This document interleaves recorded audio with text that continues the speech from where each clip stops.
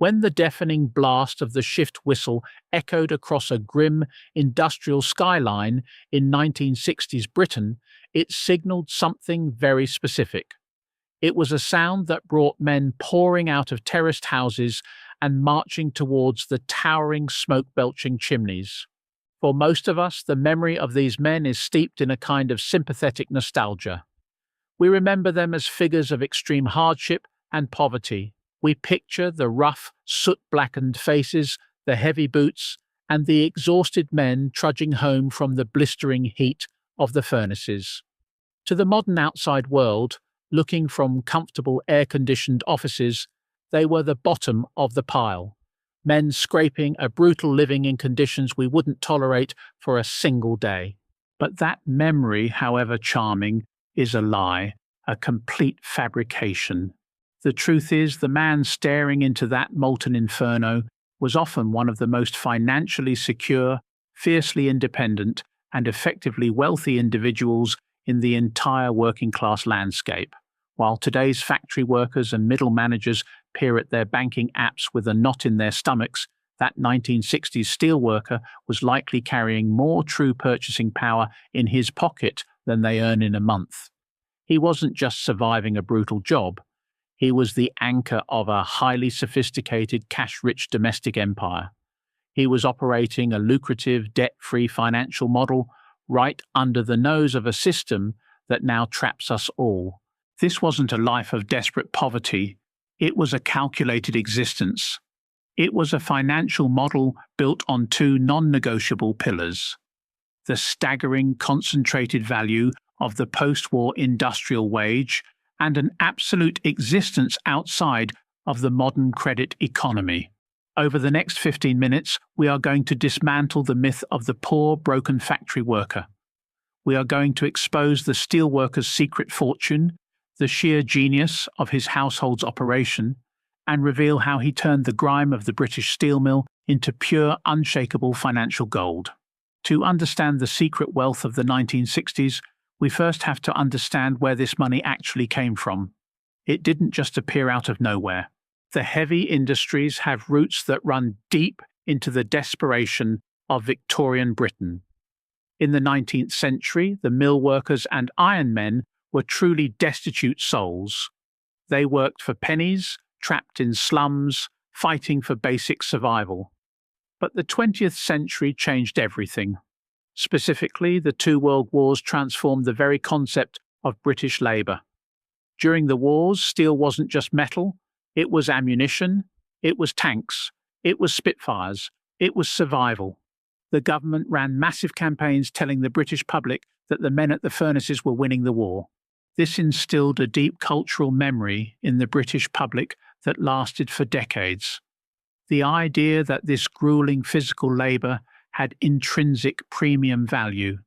When the post-war consumer boom finally exploded in the 1950s and 60s, the demand for cars, appliances and infrastructure didn't just grow. It skyrocketed. The world was rebuilding itself and it was hungry for British steel. Suddenly, the steelworker was no longer an exploited labourer picking for scraps. He was a vital node in the nation's economic engine. He became the only link between the raw iron ore and the hungry factories of the industrial north. He took advantage of a uniquely British era, the golden age of the trade unions. He married that collective bargaining power to a hard economic reality, the relentless global demand for his sweat. Let's look at the economics of the wage packet itself. If you looked closely at a steelworker's pay in 1965, you were looking at a masterclass in purchasing power. First, there was the base rate. This was the bread and butter of the trade. It paid for the rent on the terraced house, the coal for the fire, and the food on the table. The margins on basic living in the 60s were manageable. It was a low-cost, high-value game. The base rate kept the operation ticking over. But then there was the danger pay, the tonnage bonus, the weekend overtime. By the 60s, this was where the real money lay. You have to remember that the heavy industries were terrifying places. They were loud. They were lethal. In the 1960s, the price of this risk was consistently high. driven by the global need for infrastructure. To a steelworker, a double shift on a Sunday wasn't just extra work, it was a goldmine. In terms of raw value, a single weekend of overtime could be worth more than a modern retail worker's entire weekly wage. And here is where the skill came in. The steelworker was a metallurgist in disguise. He didn't just shovel coal, he processed raw, dangerous elements.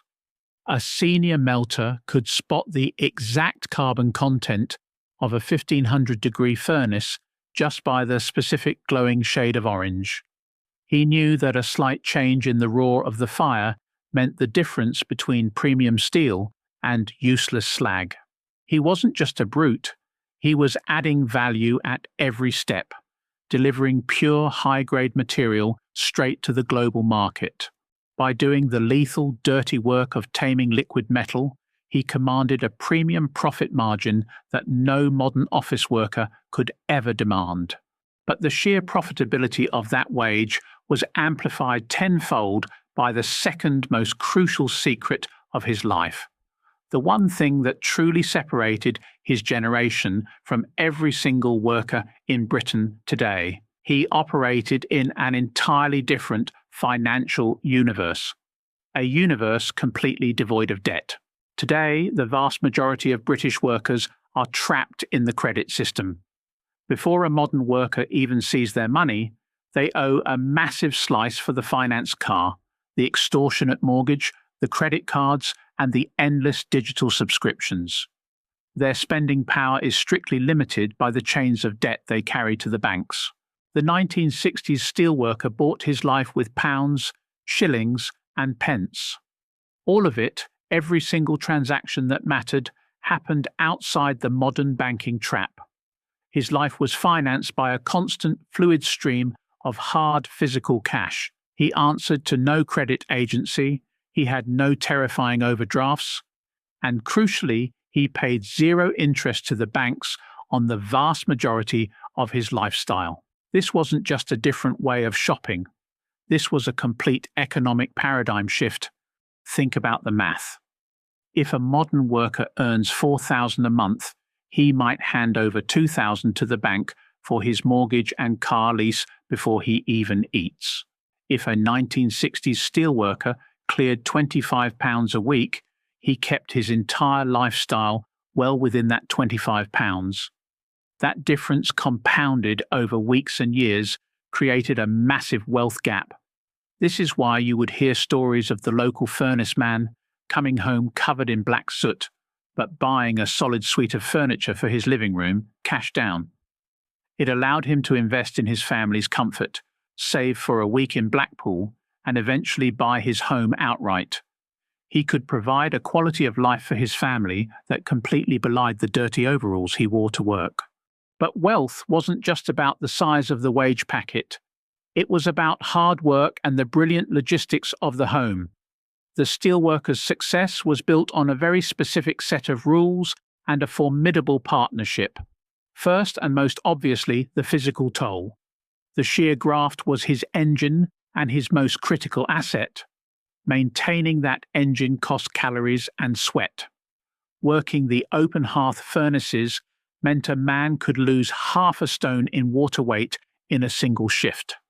In the tight, roaring sheds of industrial Britain, a weak man was useless.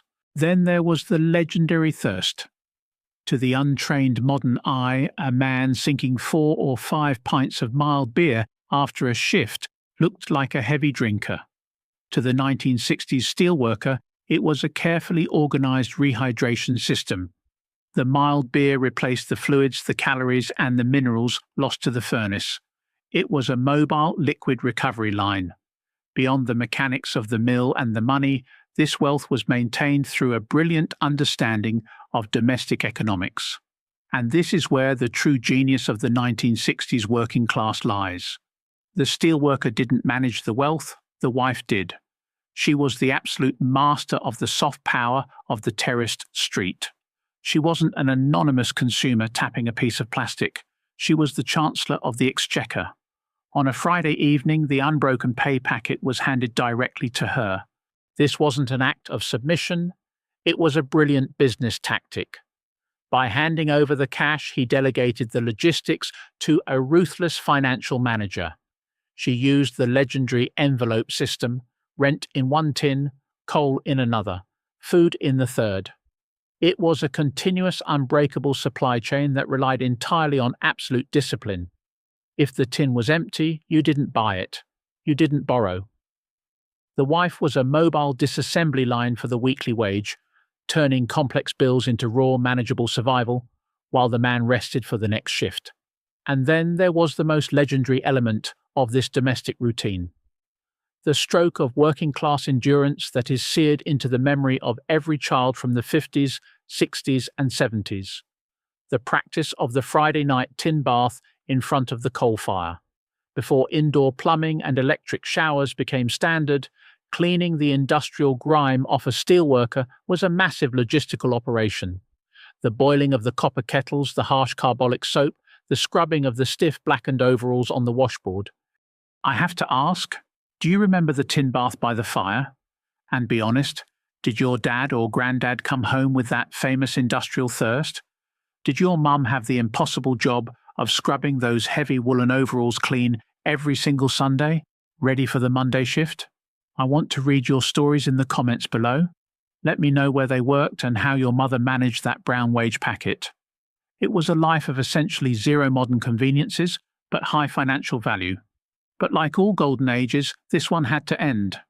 The reign of the British steelworker and the heavy industrial giant was ultimately shattered by three powerful forces of modernity that they simply couldn't fight their way out of. First, the arrival of cheap foreign imports. As the 1970s bled into the 80s, the global market changed the math. Steel could be made cheaper abroad. The sheer logistics of the massive British mills, the wages that had been their strength, became a target for cost-cutting. The foreign markets could swoop in, undercut a century of British engineering, and clear a neighbourhood's livelihood in a year. Second, the political shift. This was the killer. In the 1950s and 60s, the unions held the power, ensuring the worker got his share of the profits. But by the 1980s, the political world shifted. We entered the era of privatization and deregulation. The density of value in the working class wage collapsed. The raw power that the steelworker relied on began to vanish from the negotiating table, replaced by a system that favoured shareholders over the factory floor. Third, the credit trap. Modern banking couldn't survive a debt-free working class, so they replaced the tin system with the credit card. Once you pay interest just to exist, that incredible 1960s wealth evaporates. The steelworker is gone now, his roaring furnaces replaced by silent retail parks. He was the ultimate alchemist, turning brutal heat into a debt-free legacy. But before we forget them, I have to ask, do you remember your dad handing over that unbroken brown pay packet? Share your family's history in the comments, subscribe and tell me, what lost trade or forgotten era should we uncover next?